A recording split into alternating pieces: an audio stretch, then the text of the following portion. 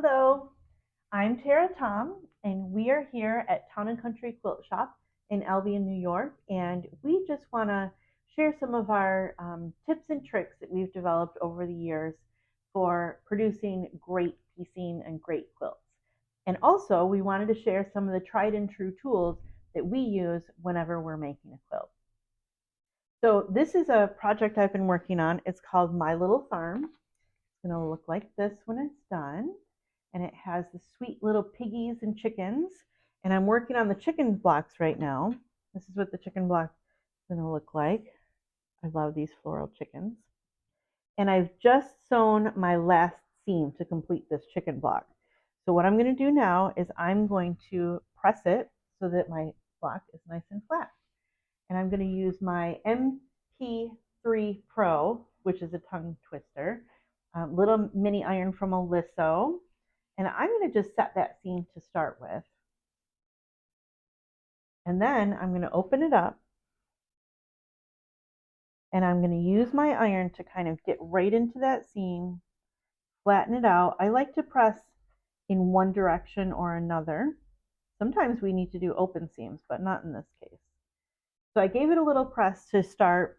I'm going to add a little of our handy best press. A little tiny bit goes a long way. And then we're going to press that out. And then the secret weapon for a nice flat seam is called the quilter's clapper. And that's right here. And we're just going to set that on there and we're going to let it cool for a little while. While we're letting it cool, I'm going to talk about the products that I have here.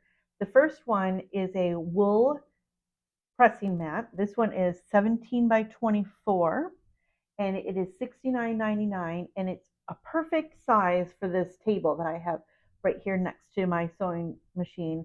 This is about like a TV tray. I don't know, do people still use TV trays? I don't know, but that's about what size this is.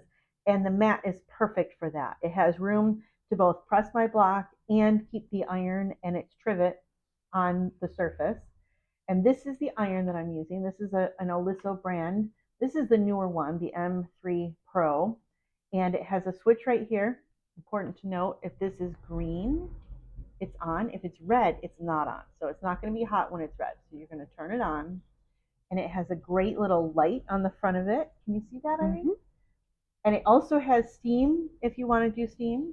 And it has this trivet that can be used either to set your iron on next to your pressing surface or on your pressing surface, or you could hang it on the wall at home to store your mini iron on at home. Another way that you can store it, and the total price for this mini iron is $84.99. So another way that you can store it or carry it with you if you're going on a retreat or to a class or something is this handy carrying case. This is perfect for this little iron. It is $20 and it comes in the colors of the irons. So if you wanted to get a raspberry one to go with your raspberry iron, then you could do that. Those are the cases.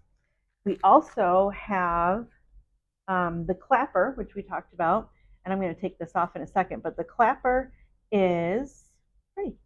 No, it's not free. Just kidding. The clapper is, at the top, $32.99. And this is a piece of wood that's unfinished. It doesn't have any kind of stain or polyurethane or anything on it. And I feel like, I don't know this, but I feel like it does some absorbing of the moisture and of the heat so that when you pull it off, I don't know if you can see this well, but you have a nice flat seam. You can see those points that, I don't know if they're perfect or not, but I tried. Nice little points there of the beak. And that is how you create a nice and flat block. Now, one of the things that sometimes happens, especially if you're doing something other than just pressing a block or just pressing something that's bigger than the iron, sometimes you'll get some scorch marks on your wool here. So we also have a tool. It's called the mat cleaning tool. And it's $8.99. And what it can be used for is if you have like a scorch mark from your iron on here, you can use the tool and it just kind of scrapes off the top surface of your mat. And then you can like pick it off like that, pull it off your thing. And it really does a great job of sort of rejuvenating your mat so that it doesn't have those scorch marks on it. So I hope that you've enjoyed some of our tips and tricks. And these are just great tools, and you can find them all at Town and Country.